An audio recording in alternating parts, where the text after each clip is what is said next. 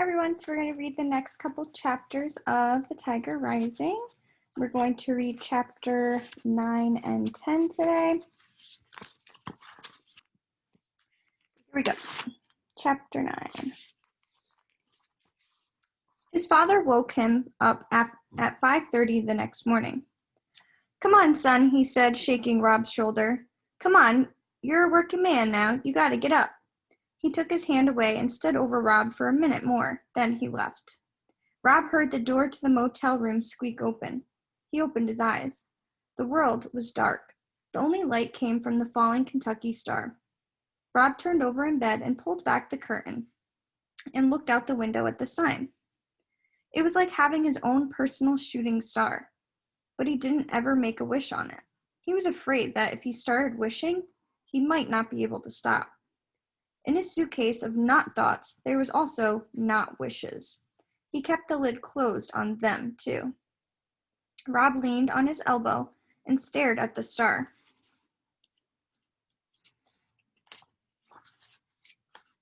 And listened to the rain gently drumming its fingers on the roof. There was a warm, glowing kind of feeling in his stomach, a feeling that he wasn't used to. It took him a minute to name it. The tiger. The tiger was out there. He got out of bed and put on shorts and a t-shirt. "Still hot," his father said when Rob stepped out the door. "And still raining."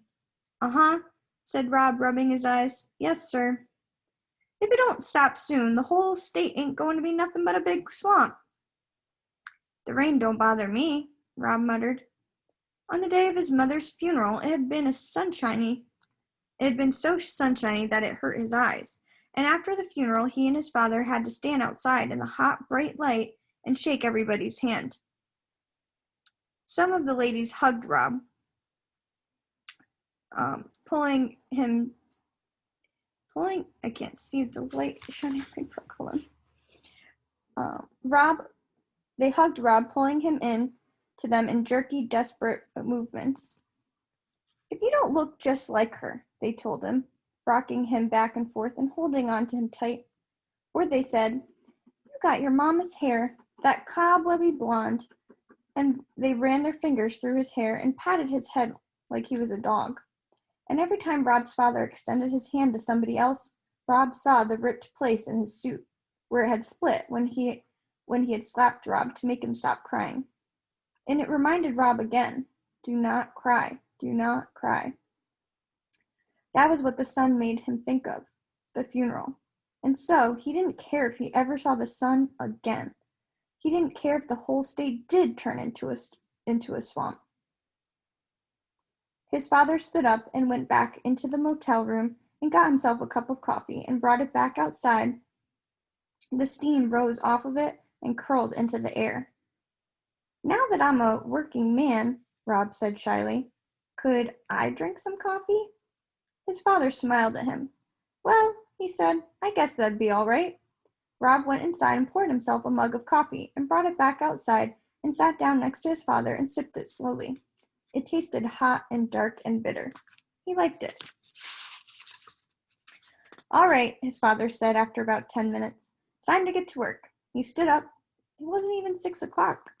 As they walked together alongside the back of the motel to the maintenance shed, his father started to whistle "Mining for Gold." It was a sad song he used to sing with Rob's mother. Her high, sweet voice had gone swooping over his father's deep one, like a small bird flying over the solid world. His father must have remembered, too, because he stopped halfway through the song and shook his head and cursed softly under his breath. Rob let his father walk ahead of him. He slowed down and stared into the woods, wanting to see some small part of the tiger, a flick of his tail or the glow from his eyes, but there was nothing to see except for rain and darkness. "Come on, son," his father said, his voice hard, and Rob hurried to catch up. So a couple things, you might be noticing some patterns starting to happen. So patterns with Rob, having some negative thoughts, especially associated with his mom, in the funeral. So like even positive things to normal situations like the sun brings him sadness. He has that pattern of like not thinking about certain things, not wishing for things, and now even a pattern with Rob's dad's behavior to to not say or do things that show too much emotion or things that remind him of Rob's mom. So it's definitely a touchy subject still for both of them. And so again, they're still trying to avoid anything that reminds them of her because it's a painful topic.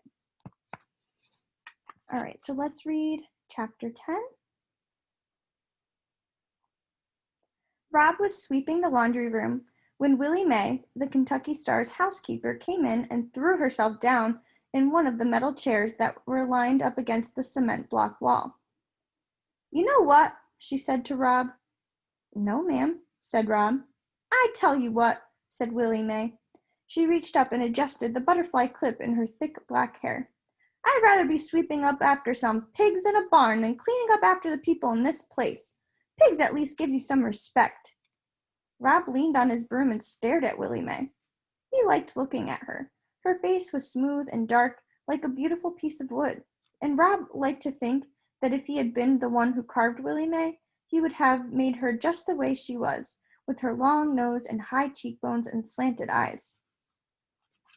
Notice that he finds a lot of beauty in things around him. He always imagines to have making it in wood. That's kind of his way of showing art. "What are you staring at?" Willie Mae asked. Her eyes narrowed. "What are you doing out of school?" Rob shrugged. "I don't know," he said. "What do you mean you don't know?" Rob shrugged again. "Don't be moving your shoulders up and down in front of me, acting like some skinny old bird trying to fly away. You want to end up cleaning motel rooms for a living?" Rob shook his head. "That's right. Ain't nobody wants this job. I'm the only fool Beauchamp can pay to do it. You gotta stay in school," she said. "Else you'll end up like me." She shook her head and reached into the pocket of her dress and pulled out a single cigarette and 2 sticks of 8-ball licorice gum. She put one piece of gum in her mouth, handed the other one to Rob, lit her cigarette, leaned back on the chair, and closed her eyes. "Now," she said. The scent of smoke and licorice slowly filled the laundry room. "Go on and tell me why you ain't in school." "On account of my legs being all broke out," said Rob. Willie Mae opened her eyes and looked over the top of her glasses at Rob's legs. She said after a minute. "How long you had that?" "About 6 months," said Rob.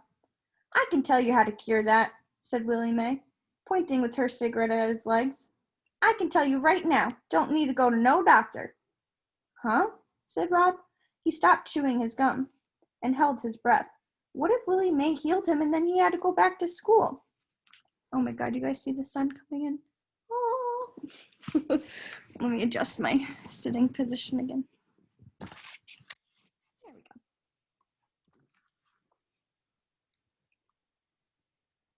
"Sadness," said Willie Mae, closing her eyes and nodding her head. "You keeping all that sadness down low in your legs. You not letting it get up to your heart where it belongs. You gotta let that sadness rise on up." "Oh," said Rob. He let his breath out. He was relieved. Willie Mae was wrong. She couldn't cure him.